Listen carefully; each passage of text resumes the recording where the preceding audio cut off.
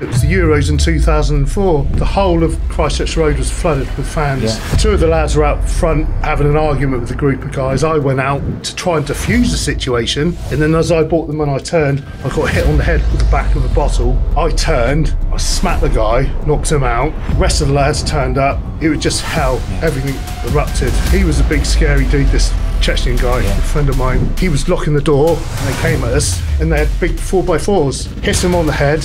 He took the guy into the street, killed the guy in the street. Another guy came at me. I had my hand in the car, so I got him in the headlock. It was just chaos all night. Was there ever a moment on the Doors over the years where you thought you could lose your life?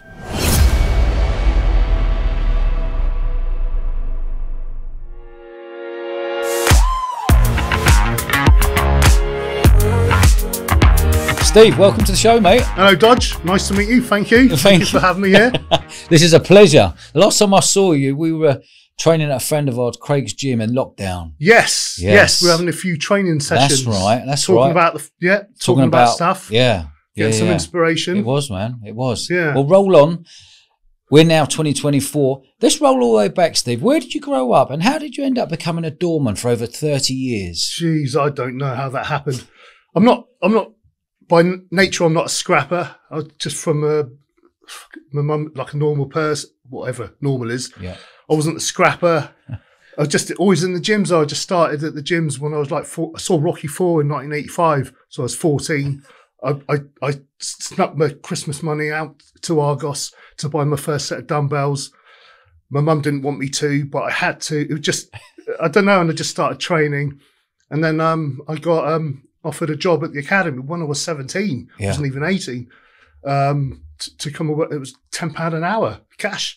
I was like, I'm in. I'm in. Happy days. Yeah. So what was school life like for you? I think I was in a good school, I think. St. Peter's was meant to be a good school anyway. Yeah. But I think we had quite a bad year. A lot of drugs happened. But I just wasn't, I don't know, I was training and everyone thought I was, because I was a little bit bigger than the other lads. So they thought that I was tough, but I wasn't tough. And I think that became a thing for some reason, that I had to be tough. And I was more of the class clown, the class joker. So, I think it was just the class clown. Okay. And then did that benefit you, knowing that people were like, God, he's hard as nails, but actually deep down behind it all, you're probably thinking, I'm not as hard as everyone thinks. But I know you, and I know you're a hard man. But I want to know what it was like growing up through the school world. No, I wasn't. I know that there was I won't mention his name, but I remember he stole my jacket. Everyone wanted me to go and do something about it. And I didn't know what to do. I remember there was a massive fight in the playground. There's me and this lad who's a big Scouse lad. I just picked him up. I didn't know what to do. He was flailing punches at me. I'm just hoping for the best. Yeah. But I just wasn't a scrapper at that time. And I think that's what became prevalent in my later life. Yeah. I thought I didn't. I know it's all right to be, as I get older, it's all right to be called nice. It's quite a compliment now. But at the time when everyone says, "Oh, Steve, you're so nice," I hated that. Okay. I just hated that as a young kid. Yeah. You're nice. Yeah. Thank you. Yeah. I don't know. So when you first found the gym, 14 and weights and stuff, you were on the Doors at a club at what, 17? Yeah, 17. Wow. Yeah. What was that like? It was amazing. Yeah. It was just amazing. It was just amazing. I was working at it's the O2 in Boscombe now, but it was the academy. Yeah. I was 17. They called me Forrest Gump. Everyone just treated me as like the little simpleton. Yeah. And I was. Yeah. I didn't have a clue what was going on. I was just Mr. Nice Guy. But it was just, I don't know if it's good or bad, but because I've met some brilliant people that I'm still friends with to today. Or I don't know. I mean, my brother's a professor, so he's obviously taken one route. Is your brother a professor, is he? Yeah. He lives in Japan. He's a professor. Really? Of linguistics. Wow. And I seem to have gone the opposite direction. And I seem to get on in club life, and those dubious characters. I don't know. I just kind of associated with them. I don't know why. I don't know why. Did you enjoy the feeling of being in that club world, being on the door? Because back then, we're talking late 80s, early 90s, I'm guessing, back then the doorman was seen, well, they were bouncers back then. It was normally a zip-up jacket, bomber jacket, and away you went. Yeah, you just get on with it. Yeah, and normally they're going, the club owner or the bar owner go, who's the hardest people in town? Let's get them on the door. Was it like that back then for you? Yeah, there was a lot of just, even I'd call them today, just fucking nutcases, just nutters on the door. I don't know. As I get older, sometimes I think, were they really as tough as what I, used to think they were? Yeah. But there were some nutcases. Yeah. It's like when all that license started, there was a lot of uproar about it all. But there were some nutcases. But I don't know. What was your lifestyle like from the age of 18 onwards? Because you've done 30 plus years on the doors as going through that whole. What was your lifestyle like? Well, for 15, when I left school, I tried to get onto my drama course, and I auditioned for the course, and I was told that my lifestyle wasn't conducive to the course. And at 17, 18, you think, what does that mean? If someone told me that now, I'd say, well, what does that mean? Yeah. But when you're 17, 18, you go, oh, okay. Yeah. And I tried the next year, 18, I suppose. And I just told I wouldn't fit in. And that was kind of heartbreaking because that was my dream. So I was pretty pissed off, and I thought, well, that's it then. That's not what I wanted. What I wanted to do is out the window. I just started, it was like on the 15 years of just drink, drug, and just getting fucked up for 15 years. It was just, I always had what I wanted to do, but I didn't know how to go about it. I didn't associate with artistic people. Yeah. I got to meet these guys on the door, especially at that time, and dealers, every walk of society, and I just became embroiled in that way of life for 15 years, and it was. I do regret it now because that's 15 years wasted. But it all is also what propels me on and drives me forward and gives me my motivation now. So I don't know. That's interesting, Steve, that you wanted to go into drama and acting at a young age. You knew that. And even when we get further on down the line in this conversation, we'll bring up where you're at now with the acting and the films and what have you. But was there no one to guide you back then? Did you have a fatherly figure? Did you have a mentor? Did you have anyone to go, Steve, you're going in the right direction, or were you just leading yourself? No one. My family don't have a history of being in the arts or anything. I had no one at that time. There was no one. I just knew that it was just in my heart, in my veins. I had to do it. That's what. But I kind of thought it would happen. But then when you get to 35, you realise, oh, okay, it's not going to happen. Yeah. You're going to have to do some graft. But I didn't have anyone until I took my play to a lady, an amateur dramatics director, when I was about 34, 35. And she became my Mr. Miyagi. Yeah, okay. My Mickey. Yeah. And she encouraged me to get up. She was the person that changed my life. Yeah. Yeah, totally. What was your relationship like with your mum and dad growing up? Oh, my dad. I suppose he was a good man. I just didn't have a relationship with him. He's a good guy, but just didn't have a relationship with him. He's just Victorian, no emotion, don't tell anything to anyone, don't say anything. It kind of pissed me off. Yeah. But my mum she's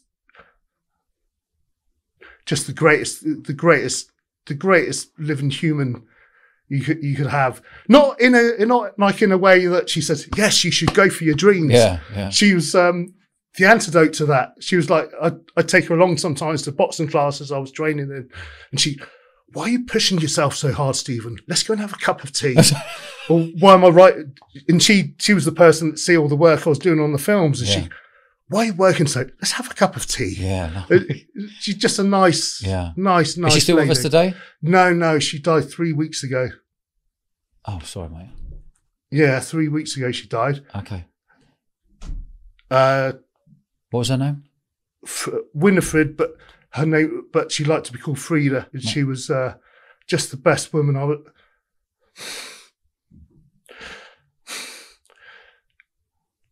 She was in my life. I became her full-time carer. Did you? I got made redundant on New Year's Eve, and I've been caring for her for a couple of years anyway. Yeah. And it became a full-time job with her. And she had Parkinson's, dementia, and we found out lung cancer. And she was just, I get up in the morning, my first thought is my mum. Yeah. The last thought at night is my mum. And often during the night is my mum. Yeah. So she was my whole life. So at the minute I feel a bit lost as we speak. Yeah. I feel a bit lost without her.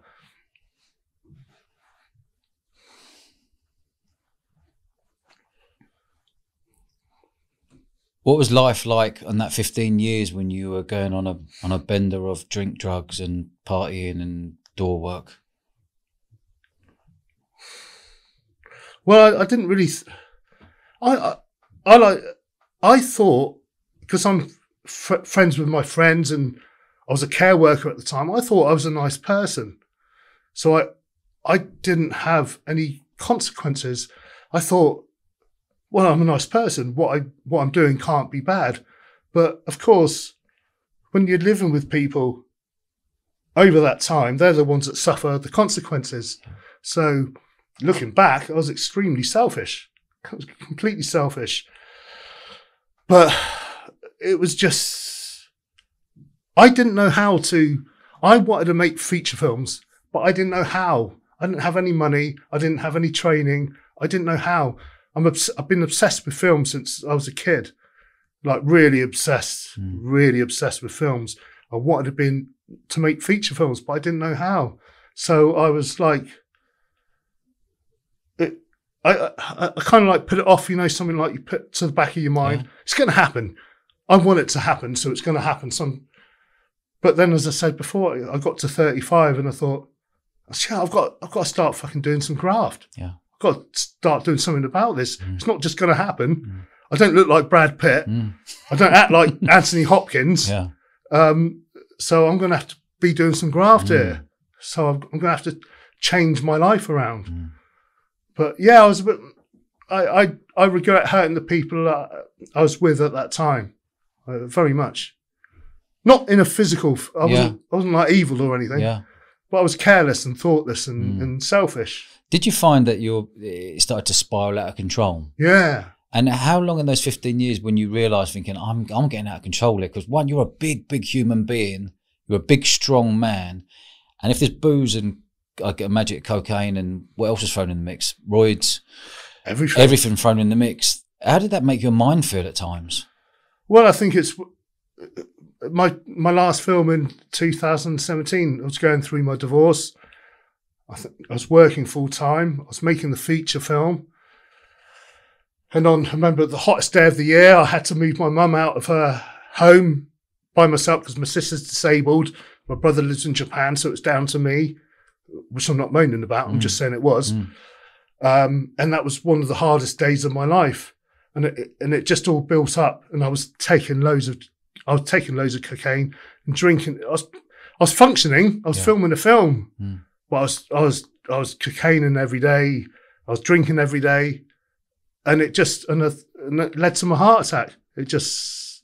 I think you're doing too much. Yeah. You're pulling it in all sorts of different directions, and it can't be done. So how many years were you using? Give me an example of a day for you when you're the amount you were drinking and the amount of cocaine you'd be doing during the film, or just at your peak, really, like a point where you were, what were you drinking a day? I think it was mainly weekends back then. It was mainly weekends. I could go through 3 litres of vodka. In a day? No, over a weekend. Okay. Over a weekend. Drugs were never really the issue. Yeah. If there were drugs, I'll just do it. If there's stuff there, I'll do it. It wasn't like, I need cocaine. vodka was. So if it's laid on a plate, you go, I'll have a go. I'll have a go. I'll have a go. What's that? Give us that. I seem to have a high constitution. I don't know. Just I'm not bragging about that. I'm always the last man standing. I'm always the last person there. I'm always the last person to get people home or look after people. Yeah. But sorry, back to your question. It's a wonderful trait, by the way. Like, you're a really caring human being. You're a caring human being as a kid. You're a caring human being with your mum. You're a caring human being when you're going out partying with the boys or girls, making sure everyone's getting home, everyone's in the taxis. But you always wanted to be the last one standing, the last one to finish the party, and I didn't want the party to finish. Yeah, a little bit. Yeah, a little bit. It's not. Yeah, a little bit. And that. What other drugs were thrown in the mix? Oh, not too. Just ecstasy, primarily in the 90s. Mm. Me and my friend, who will remain nameless, we went to Creamfields. Yeah. And I know we had 38 E's stuffed in our beanbag, so we took 18 E's each. But then that was during the time of my first ever girlfriend. Yeah.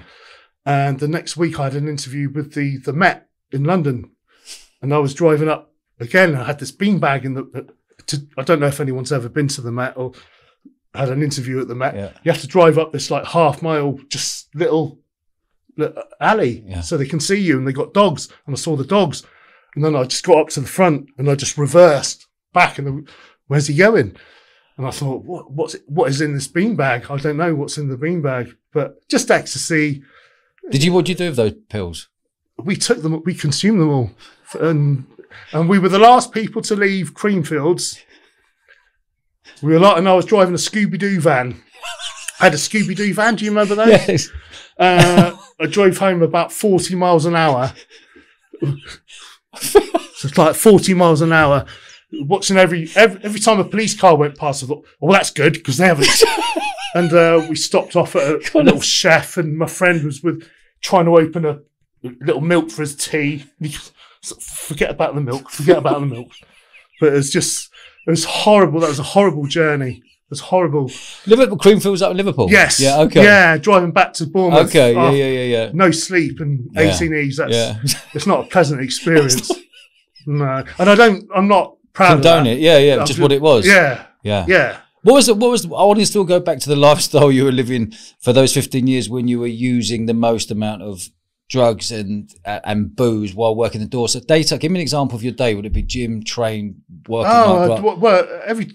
When you're doing 6 nights on the doors, it's just so boring. Yeah, it's just so boring. I'm not one of those. Just especially in the 90s, and drugs were. So I just every night I don't know how my innards are still alive. Yeah.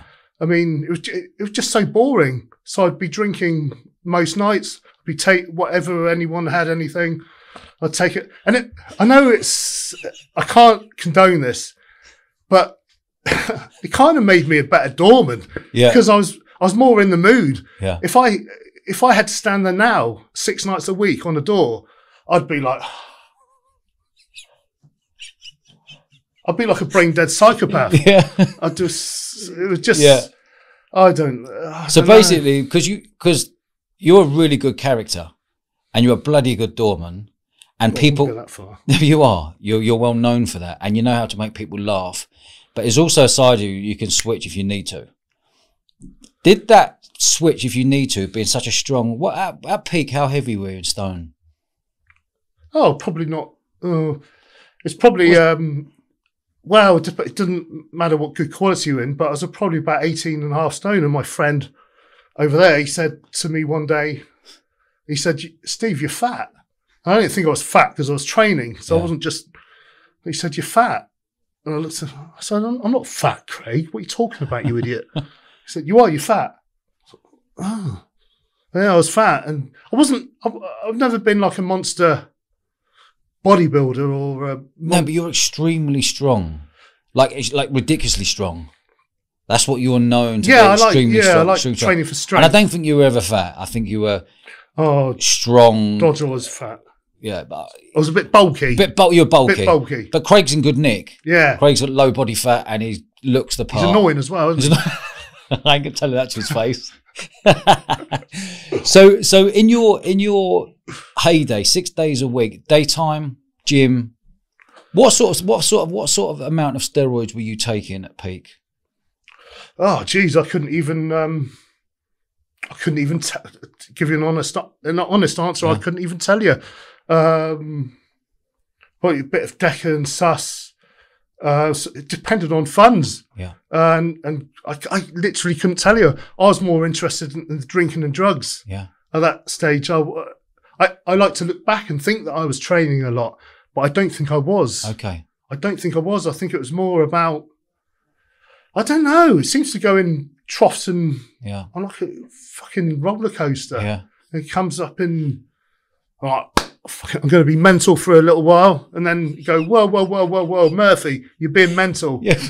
Get yourself in, then do proper things for a while. And they go, you've been really good for a while. Let's go mental. And then, Let's go. Whoa, Murphy. Yeah. It's just. So you had it seems like back then in the 90s, there's no guidance about steroids. It was always your mate down the gym going, go do that. That's going to make you feel great. You're going to be massive on that. And no one actually really knew. Yeah. Were you injecting steroids and not having a clue really what you were doing? Yeah, absolutely. Yeah, 100%. I was just injecting things into my arse. I don't even know if they're real or not. Yeah. When I was young, Yeah. when I didn't know the people, yeah, absolutely. And because I'd heard that it's better to inject it than to ingest it. Yeah. So I was just, I don't know. I was a bit of an idiot. What made you? How did you react on steroids? How did it change you? Do you think? Did it change you or not change you, or was the alcohol getting in the way, or the ease, or was it just one big? I think you'd have to ask people who are around me because I don't know. I mean, as I said before, I think I'm always the last person. If you go out for a night, I'm the last person who'll be standing and making sure everyone's home, and so just because I can take a lot of things doesn't mean, of course, it doesn't mean it's good for me. I don't know. I don't know how to answer that. Did you have relationships in this period? What were your relationships like with your other halves in this period? Bad, and down to me. And as I said, I used to think I'm a nice person. I'm good with my friends. I was a care worker at the time, so I think I'm a good person. But who I'm with at the time, they don't just get to see the highs, do they? They get to see the lows. And I didn't take that into account. I didn't take that into account at all. And going forward, that's something. Well, that's how I've changed. I wouldn't do that again. I treated people badly, unintentionally, but intentionally. Yeah. Does that make sense? Yeah, kind of. Yeah, it does. Not, because as a care worker, you're treating everyone nice, but maybe the closest people to you, maybe not as nice as that you wanted. That you normally are. Yeah. And do you think that you were treating people closer to you different to how you would treat myself, Craig, people around us all the time? 100%. Yeah. 100%. Because they get to see you. They don't just get to see the Saturday night, do they? They get to see the Sunday morning and the Monday morning. So of course, it was. I've treated people very badly, but I didn't realise I was. But I did. Yeah. So it's my fault. Yeah, it's my fault. Was there any part of you in that period where you felt rejected? Rejected from not living your dream of going and become an actor or getting involved in film. Like we rolled back a bit. You said, when I've got told it's not conducive for me, you're like, okay, I took that as an answer. Did you go on a mission because your real dream was to be doing that? You're going, this is going to make 100%. Okay. When I was 17, the 2 years running, I went to my drama course and I auditioned, and he said your lifestyle wouldn't be conducive. And then he said you wouldn't fit in. The second year I went, it was the same guy, and I was like, so at 18, like, it must be rubbish. Yeah. And that was all I wanted to do. So it just chaos ensued. But then when I went back, when I was 35, I went to the same course. It was a different tutor, thank God. Oh, so you went back at 35 to do the course? Yeah, I got back on the course when I was 35. Oh, wow. Okay. Yeah, I went back, and they thought, he thought I was one of the parents. He said, where's your child? I said, oh, no, it's me, sorry. And so I got on, did my audition piece and got on. Yeah. And but the funny thing is I was still working as a bouncer and care worker as I did my degree. Mm. So you got to be careful what you tell young people, haven't you? Yeah. You got to be really careful. Yeah. You know, if you're not good enough, okay, but don't tell them your lifestyle. I don't know. Did you feel that when you went back at 35, you actually found what you were looking for? Yeah. But there was a lot of pretentious people on the course. Okay. So not my kind of people. I don't know what my kind of people are, but they weren't. Give me an example of what it was like, the people on the course. What sort of age group and how were they? I was 35 and most of them were 18-year-old girls who were laughing and giggling and just had a new car bought by daddy. Yeah. And it just, there was about 4 guys on the course. I think 3 dropped out.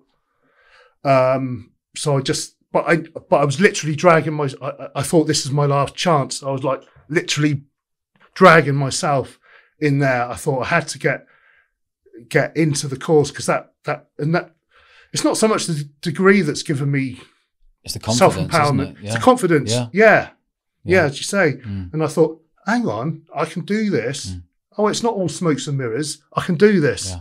I can do this.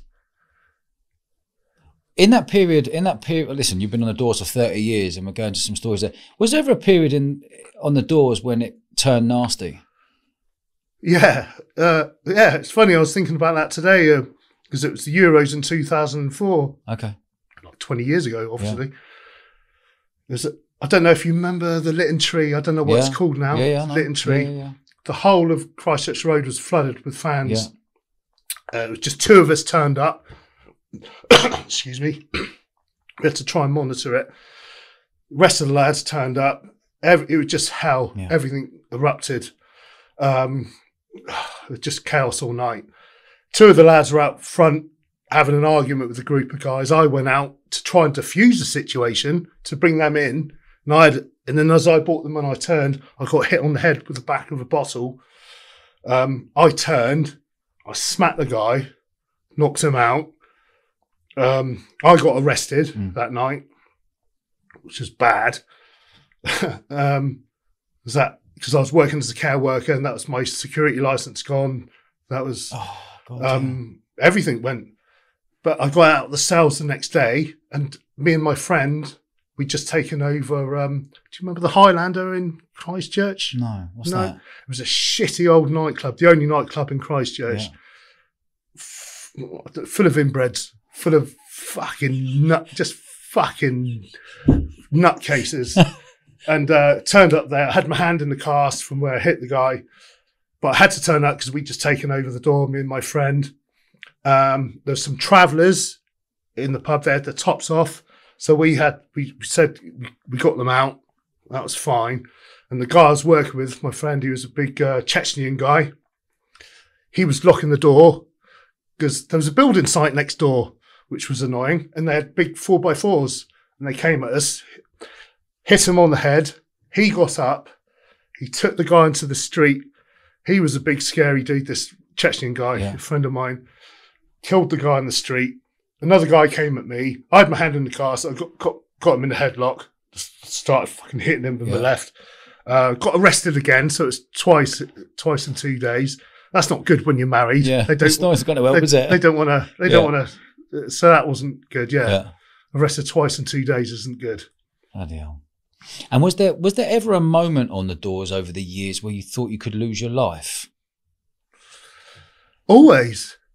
Always. Every night. There's not been ever a night that I haven't gone and think what's going to happen. Yeah. So always. Yeah. Yeah, I get nervous. I'd get nervous about it now. I had to go back and do a few weeks ago. Yeah, I'm always, doesn't matter where it is. Yeah.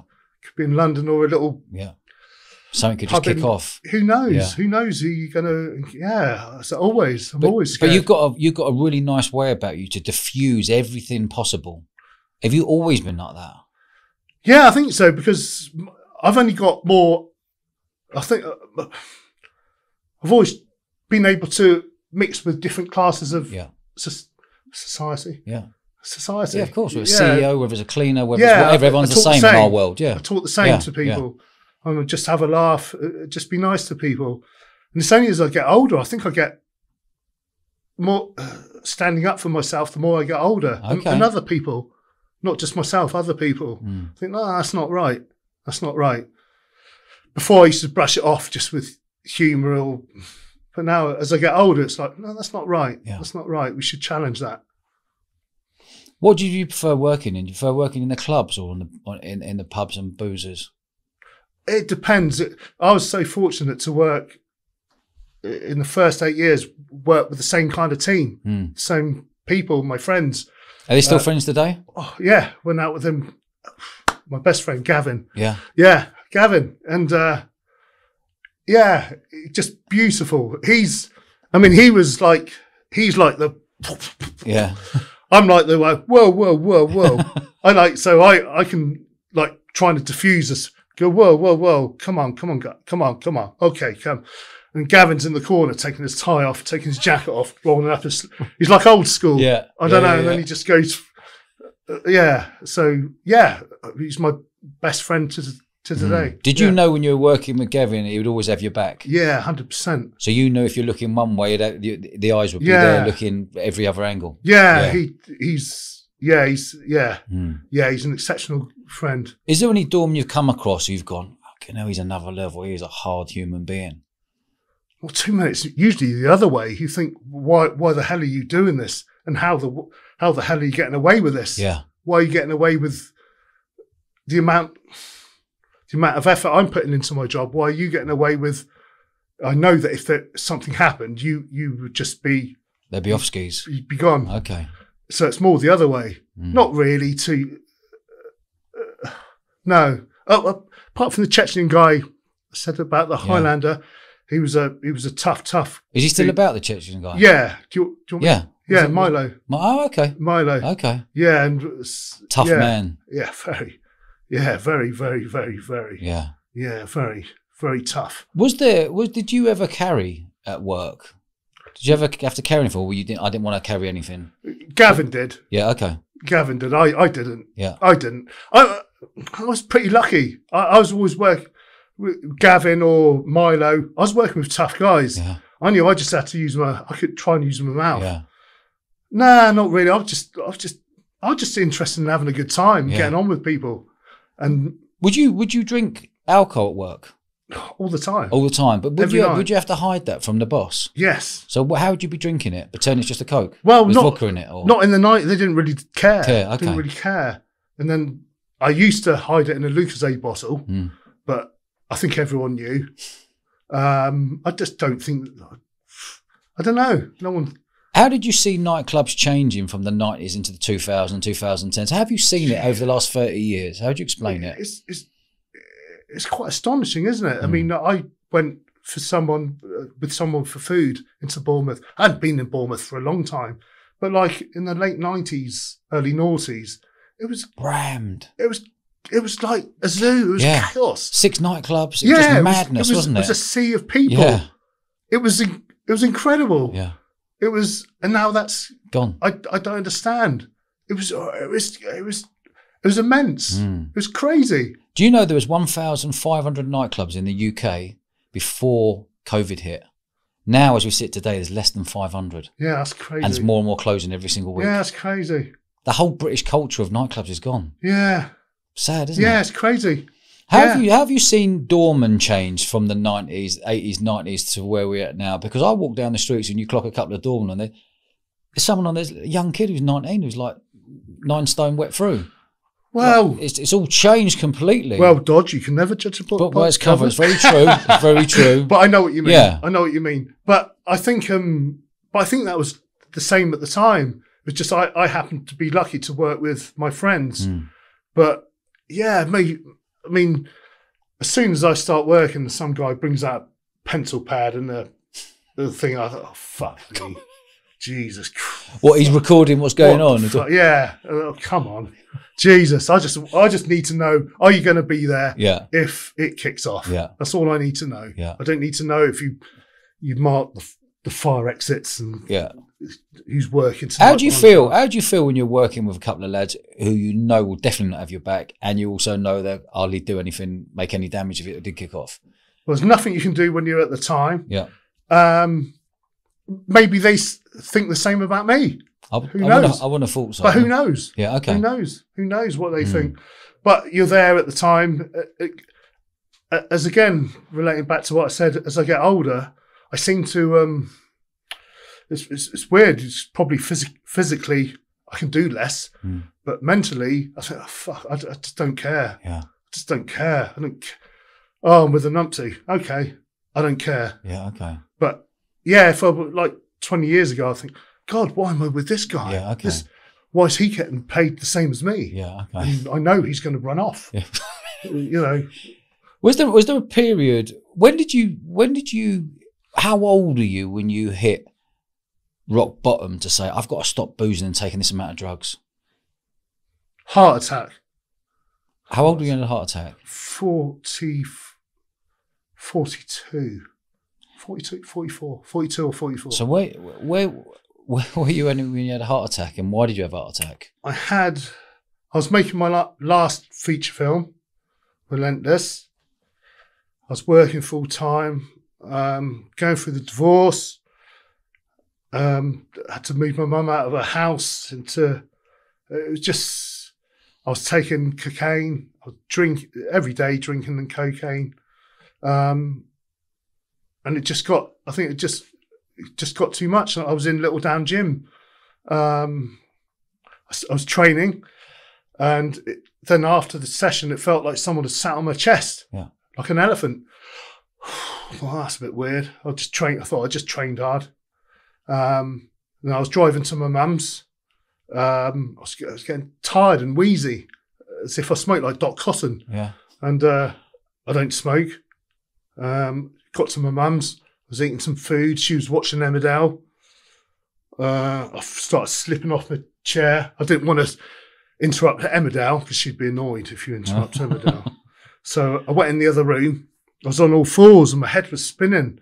I thought, okay, I'll just go for a sleep. It'll be all right in the morning. You know, blokes, you just go. Deal with it. It'll be fine tomorrow morning. Be all right in the morning. Just have a sleep. So I had a sleep, woke up, felt shit, but who feels good at 6 a.m? Went back to the gym, felt awful. Went to work, did a 12-hour shift. My boss was saying, Steve, you look terrible. You need to go to the doctors. And I was talking to people like I was pissed. So I drove down to A&E after, and there was loads of kids running around. I thought, I'll come back tomorrow, but I was sliding off the chair. So the nurses took me in. They said, you're in the middle of a heart attack, you lunatic.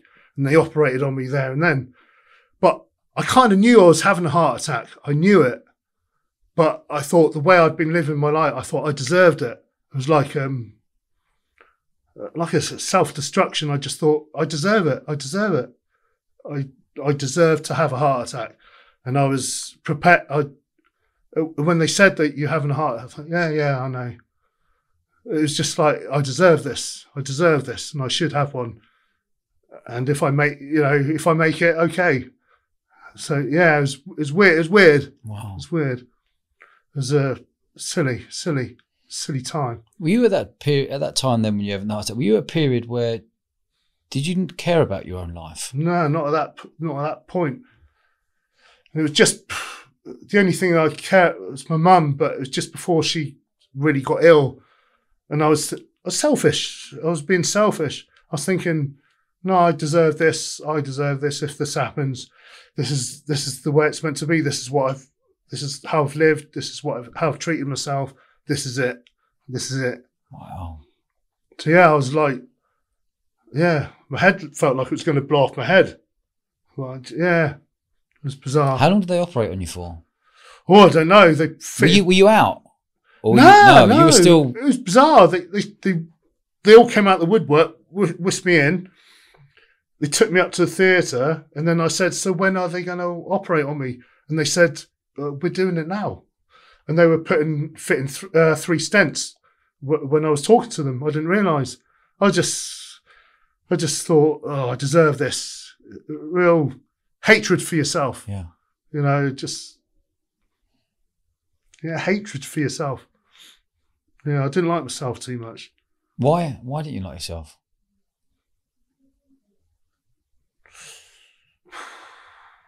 Why? I don't know. Don't know. Just maybe having a dream as trying to make films doesn't help because you know it's probably never going to happen. Just for being, why can't I be normal? Have a normal job and do normal things and be a respected normal person of society. I don't know. Why did I have the 15 years of drinking and drug? Why did I do that? I thought, yeah, you deserve it. If you've got consequences to pay, then you deserve it. You know, it's like, yeah, you've done it. So, but you're also a really gifted, humble, kind human being. Why do you think you were punishing yourself so much by drinking drugs to suppress the feeling of what? Oh, mate, I don't know. It's been there since I was like 14. I don't know. Was there anything that happened in like growing up that there was any trauma that hadn't been dealt with? Oh, really? I don't. Not anything that anyone else doesn't go through. Yeah. I mean, everyone goes through stuff, don't they? What about rejection? Yeah, my dad. He was well, but then I don't want to moan about my dad because it makes everyone has worse stories. Yeah. So, but yeah, he just didn't give a shit. Yeah, didn't give a shit. Just didn't give a shit. Do you reckon that might have been a trait that you carried on? You know what? I don't give a shit either. About myself. Yeah, not about other people, Yeah. but about myself. Yeah, he just says I don't give a shit, and it was just. Did you find it hard to deal with problems that were coming up, and the way you were dealing with it was just to get more gear down you and more booze down you? Because I was just fucking any problems that come up, let's drown them out. Yeah, let's not deal with them. And again, who you're with at the time, that affects them, doesn't it? Yeah, it affects them. How long were you married for? 12 years. Yeah. And was there a period in that 12 years you realised I'm not being my normal kind self? Yeah, I mean the whole. No, I'm so glad that she's a great person, and I'm glad that that's married. I'm not glad to be married. I think we were just totally wrong for each other at that time. Yeah. Maybe at times in life, I don't know. Yeah. She was great. She had her head screwed on. I didn't. It's kind of like trying to drag along a child, isn't it? I suppose. And she's a tough woman. Yeah. Really tough woman. Yeah. And very kind as well. Yeah. Like both of you are very kind and very tough. What was that relationship like? Well, I don't know what she'd say, but I'd say, I'm glad I met her. I'm glad I was with her. I'm glad I've seen her wave to, but she doesn't want to acknowledge stuff. But I'd like to sit down and just have a laugh about how we were, and I don't know, just there's no need for all anger and confliction and all that. But would you like to sit down with Gillian and just have a nice conversation? 100%. Would you? 100%. 100%. Yeah. Do you think that would clear a lot of stuff up for you both to go, do you know what? It was volatile. It was crazy back in those times. But actually, life is very short. Yeah. Things have happened with going on. Hey, it was me. Let's have a look. Yeah, I would. Yeah. It would mean quite a lot. Because you're both good characters. But do you think, was she using at the same time as you? No. So that must have been really difficult for another half, knowing of course. You're going around the clock. You ever go on benders and not come back? Not too much, not really. But I would. Yeah, with my friend, I won't name him. Not really. Yeah, and because because I suppose for the other half, they'd think, oh, you're with other women. Yeah, that's right. They'll think. But yeah. it wasn't. I just wanted to have a good time with my mates. I just wanted to have a good time. I didn't. As I said, I was always the last man. It was just to have a good time, just to forget about thinking about things all the time. Forget about thinking, which is pretty mature. What's the longest bender you've been on where you haven't come back home? Probably 3 days. 3 days. 3 days. I was probably going to Creamfields. 18 pills later. And driving back from Liverpool. With the fear. Like, was that a cop car? Is that a cop car? Oh, that's one off. Like, I'd strike them off to, oh, that's one. At least that's one less in the area. And like, it's crazy. It's like, yeah, stupid. What was the straw that broke the camel's back on your relationship, do you think? To say, right, we need to get divorced. Let's get out of this, both of us. It was done years and years before. Okay. Years and years before. And I think she would have done that. And I must, in hindsight now, as older, I'd agree. But I was, because I've always been Crazy Murphy. I've always been Crazy Murph. And being married gave me some stability. Yeah. And I thought, you can't be that crazy. He's been married for 12 years. And then when we were divorced, I was like, fucking hell, I am just fucking Crazy Murphy. Yeah. So, yeah, it was years before. It was years before. Where did you get the name Crazy Murphy from? Oh, I just called myself that then. Did you? Well, they've always called me Crazy Everyone's Murphy. Called you Crazy. I don't think you called yourself. I think people started calling you Crazy Murphy from a young age, wasn't it? Yeah. Everyone. When was the point when you said, right, I want to become an MMA fighter? Because I don't think there's many people would want to get in a cage with you. Oh, I wouldn't go that far. I'm not that good. But it was just, well, I remember seeing you fight. The first time I met you years ago, I remember seeing you fight in Little Down. Oh, that was a good one. That was a good one. I was like, Jesus Christ. He was a good guy as well. Yeah. Yeah. It's good. Yeah, I'll take that one. Take that one, yeah. What made you go, right, I'm going to go and prove myself in MMA? Well, because I wanted to do films and my acting, but I wasn't. And obviously being married to Janine, I was training at her classes and I started doing MMA. I'm just the sort of person that goes, if I'm doing something, I want to do it. You're all in, yeah. If I'm training MMA, well, I want to have an MMA fight. I don't want to have one of these charity ones where you wear pads, you don't hit each other in the head. And I want to do full on. If I'm making a feature film, everyone said, why don't you make a short film? So well, I want to make a feature. I want to go big or go home. Go home. Yeah. I'm not interested. So it's just training with Janine. I thought, I want to test myself. And just to give a bit of background, then, Janine, your wife, was a world kickboxing champion. Yes. Yeah. Yeah. Yeah, and she's been on the pocket, and she is hard. Yeah, she's tough lady. Tough woman. Tough lady. Yeah. Yeah, tough, good lady. What was it? What was the bit where you going, right, give me that first fight? How did you feel getting into that first fight? Because you said you were always on guard, you were always nervous when you went to work. What were you feeling like before you getting in? Well, I had 2 Thai boxing fights. Janine was in my corner for the first one. We went up to Liverpool. We had a week's notice, and I'd been fucking on ease the week before. I was fucking hammered. She didn't know this. I'd been hammered, and she said, "Murphy, I've got your fight." Oh, great! When is it next week? Oh, fuck. Okay, next week. So we drove up to Liverpool.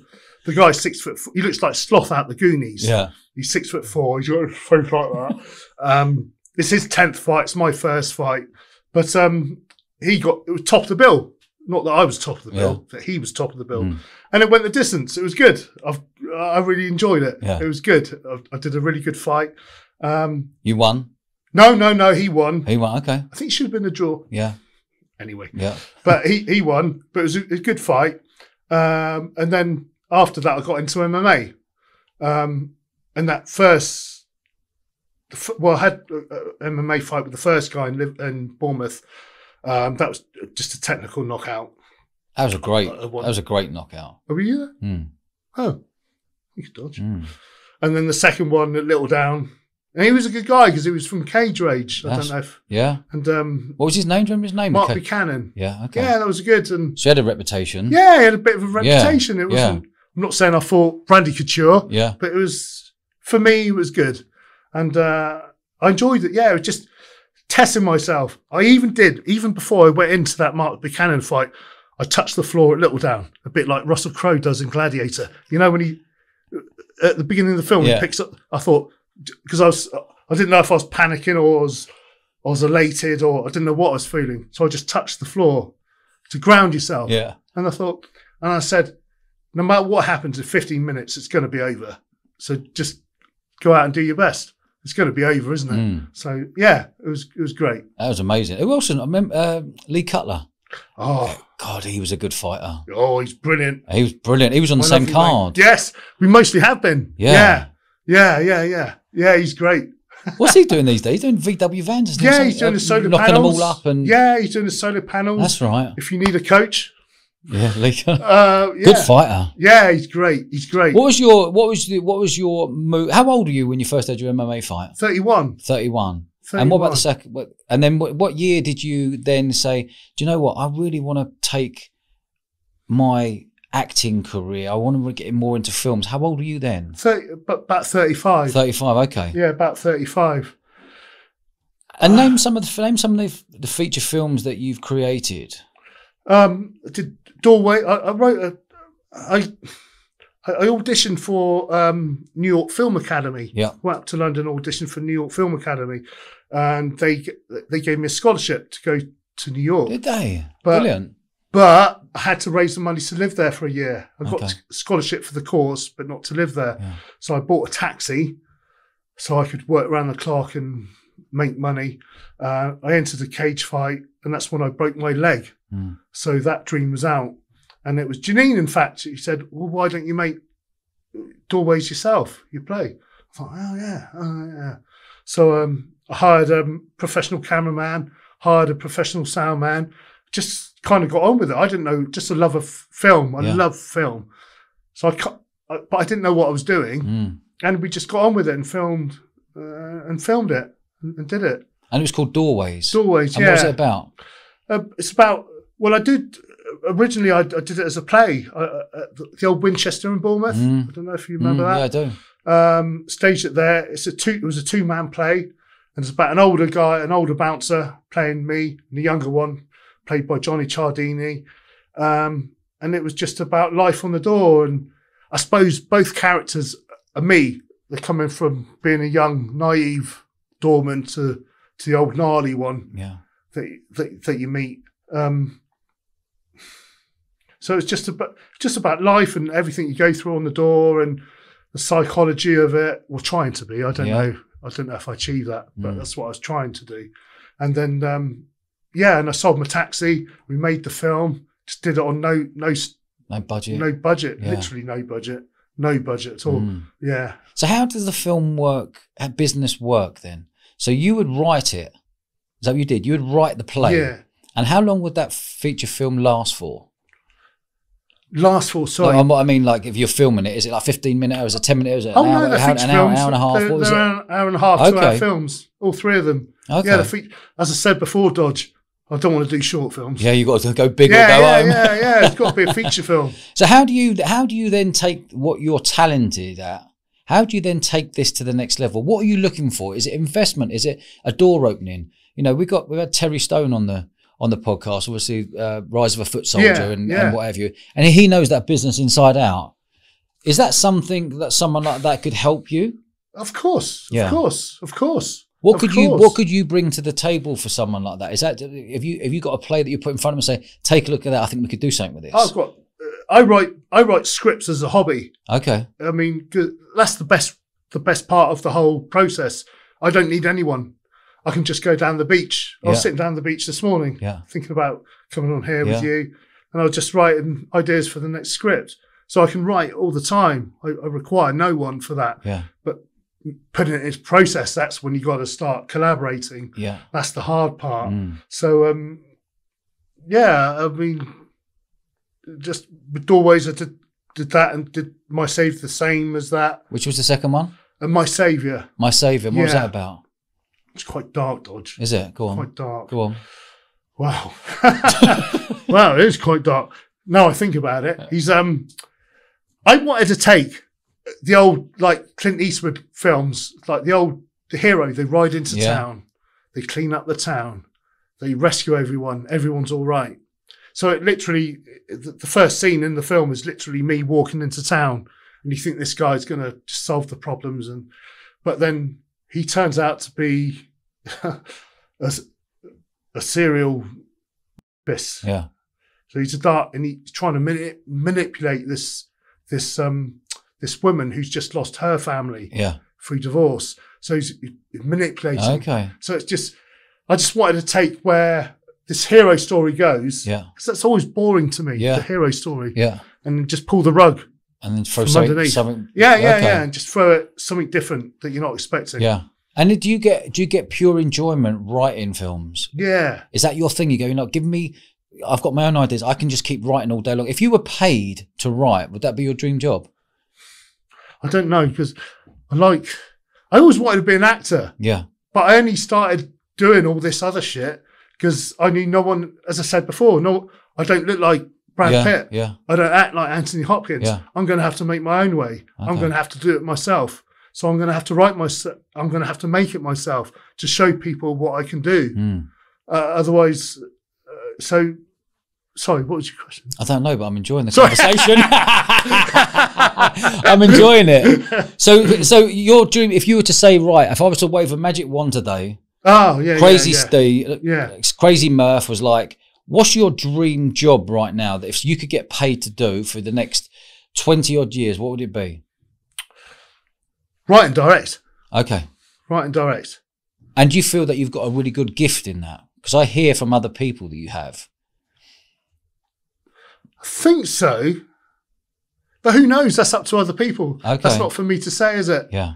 I'd be a bit of a dick if I thought that's up to other people. Yeah. I don't know. And are you getting in front of the right people as we speak? Or do you feel like there's a block happening?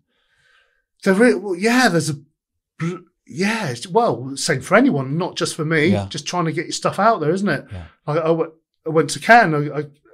I had to. Do you want me to say Yeah.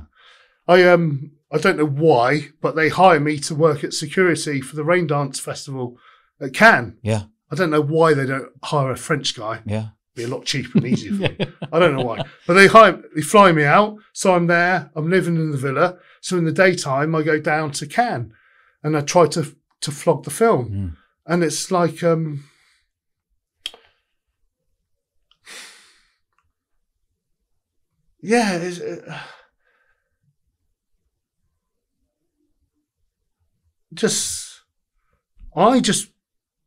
want to make feature films no matter what. I just really want to make them, and I can write them. And we went up to this one guy in Cannes called Oceana Studios. Most of the people in Cannes, they've just got pop-up stands. Yeah. Like I know it sounds flash in Cannes, but literally the marketplace, it's just a market stall. So they got pop-up stands. So I just go around to them all saying, "Hi, I'm Steve. We made a feture film. Would you like to watch the film?" And most of them go, "Yeah," because it could be the next Reservoir Dogs. Yeah. So they'll say, "Yeah."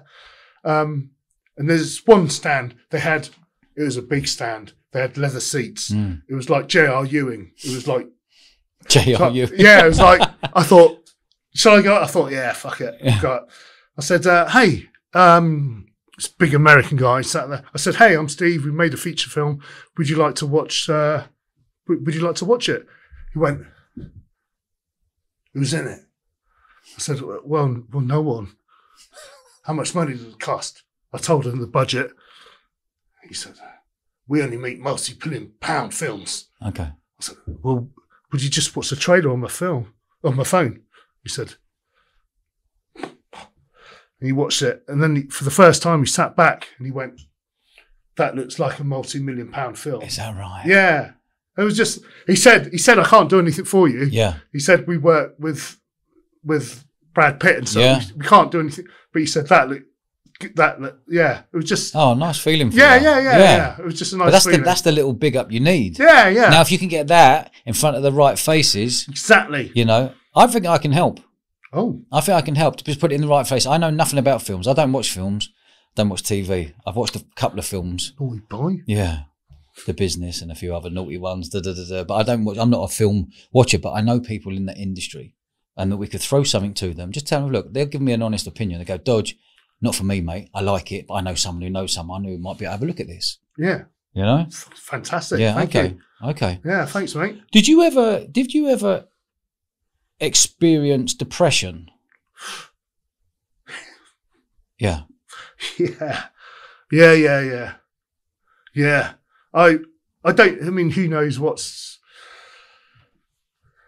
but I take medication for bipolar. What, today? Yeah. Yeah. Okay. Yeah. I've always, just like fucking Yeah. crazy. And to hark back to Janine, if that's okay. It was the last day we spoke. I mean, she said, I'm not having a go at her, by the way. Yeah. She said, I've had enough living with a bipolar alcoholic. And that was true. Yeah. That was true. So my friend took me, we went down to, I don't know, apparently I'm on medication for bipolar. So Yeah. don't get me wrong, I'm no saint, I'm no angel, Yeah.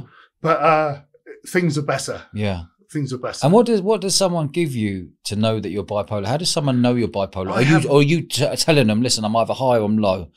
And are they making that assumption that you're bipolar, or is there some sort of test you take? Well, sorry to talk about Janine again. Yeah. We went with Janine to the doctor.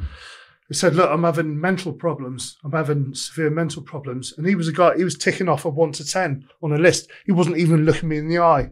He was going, 1 to 10, how angry are you? How are you? And he wasn't even looking me in the eye. And I was so fucking angry. Yeah. I just thought, how disrespectful that you're not even looking me in the eye. And that's with Janine. And then once I was divorced, a couple of friends were trying to look after me. A mental health nurse took me to the doctor, and I got the same reaction from a doctor. And the mental health nurse wrote a complaint about how I was treated. Find this other doctor, and she was just lovely to me. She just looked at me. She just looked at me like this. I don't know if she held my hand, but she just looked at me like that.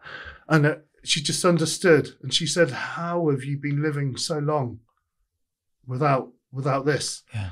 And it was just, it was a bit mind-opening. Yeah. But that was a nice feeling for someone to actually show some love. I don't know what good it does, really. What do you take? What does someone with bipolar take? What do you take, for example? The name of the drugs? Yeah, what do you take like today? Is it every morning, every night, or once every a week? night. I take, And what is it? I take lamotrigine, citalopram, mirtazapine, and then I take a host of things for my heart attack. So I've got medication coming out my ears. It takes about 2 days to take them all. Do you ever think that the world we live in, that all this medication could be so freaking confusing, all the mixtures mixing together, that might be not be doing you as good as the doctors 100%. are saying? I've been thinking about that recently because I feel I've been doing okay, like fairly level. So why should you remain taking the medication? Yeah. Should you remain taking that? So I do think that, but I don't know whether I should just stop. Is there anyone you can go and see to say, listen, I'm on, how many different drugs do you reckon you're taking roughly per day? No, just everything, every pill you're taking. How many about roughly? 15. So it's 15 different things all mixing together. Yeah, about 15. Jeez. About 15. Do you think it's, listen, I'm not no doctor at all, but having 15 different things bouncing off each other, you don't know what's going on. Well, not you, I'm not saying you don't know what's going on. I'm saying I wouldn't know what's going on. Is that doing me good, not doing me good? Is that affecting that? Is that making me this? Is there Has it ever gone through your mind? Say, you know what? I need to go and see someone. Say, do I take myself off that and see how I feel just eating good food and training and getting vitamin D and going down the beach and running and enjoying and being the healthy 50-year-old you are today? Yeah. I'm doing that now. Yeah. That's exactly what I'm doing at the minute. Yeah. Yeah. I feel I'd like to try to stop them now or to try to come off. To be honest, I've been trying to do it myself. Okay. But I've been tapering them down. Yeah. Because you do get some fucking withdrawals if you just stop taking them. Really? Okay. Which is bad. Okay.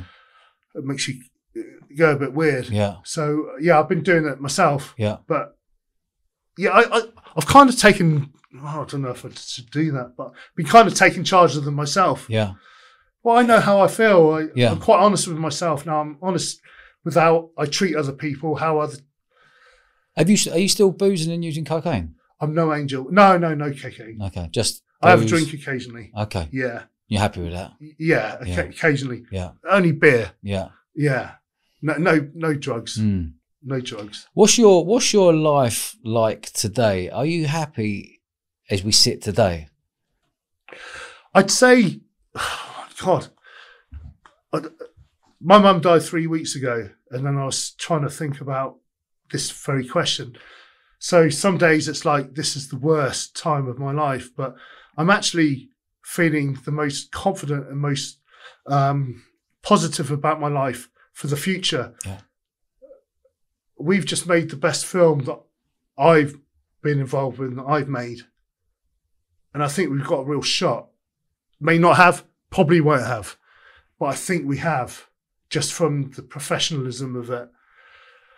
So I'm feeling creatively, I'm in the best place of my life. Good for you, Steve. Yeah. But in other areas of my life, yeah, shit have hit the fan, but it's going to be all right. Yeah. I'm feeling positive. Yeah. I'm feeling positive. Good. Yeah. Good for you, mate. I can't get And the rid of name that. of this film? Skull Hunter. Scale Hunter. Skull Hunter. Skull Hunter. Okay. Yeah. Skull Hunter. And that's about? Oh, it's a serial killer film, a bit like Seven. Okay. I first wrote it about 10 years ago, but I knew that it would require production value. All my other films have been just me with a camp running in and out of the police station and train station, getting chased off. And so this is the first time I knew we needed a set. We need production value. So I needed investment. This is the first film we've had investment for. What sort of investment did you need for it? What did I need in the beginning? Yeah. Oh, anything. I mean, I'd say that the first 3 films cost about 20 grand each. Okay. And that sounds like a lot of money to a lot of people, but it's not. But most of that was funded by me. I had a lot of people give me some money and give me stuff. But this is the first time I've had investment from producers, so I haven't had to work half the week at work. You know Guy Ritchie lives up the road? Yeah. Yeah, I've dropped things for his door before. He only lives up the road. He's not far from me. Like, you know, if anyone's going to have a conversation, to have a conversation where he'll give you an answer and he'll give you a straight answer, go, wallop, no, yes, stay away from it, too expensive, it needs a lot of work, it's not for me, it is for me. Imagine if he just went, do you know what, I quite like this. Yeah. Yeah. How have you reached out to him? Oh, well, even like Nick Love, he runs Vertigo Pictures. Yeah. He did the business. Yeah. I've sent him copious amounts of emails. I am from Bournemouth. Anything back? No. Okay. No. Just maybe that's the bit that I'm lagging. Maybe that's the bit we're just missing. Yeah. That piece of the jigsaw. But that's I'm no businessman. Yeah, no, but you've got a really good brain. You're really humble.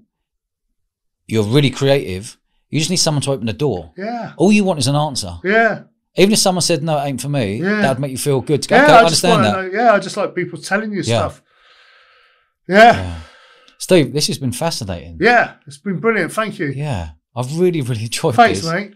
No, thank you for coming on. I really appreciate it. Thank you so much. Thank you very much. You've lived an eventful life for sure. Oh, right. And we... and I know there's a lot more stories in there. Yes. There are a lot more stories. So I'm going to leave it up for the people listening to this. If they want a part 2, would you be up for doing a part 2? Well, I suppose so. Of course. Yeah, thank you. Thank you so much. Yeah, you present yourself really well. Thank you. Is there, before we finish up here, is there one last word you'd like to say to your mum? Oh, my mum. Oh, man. It's just...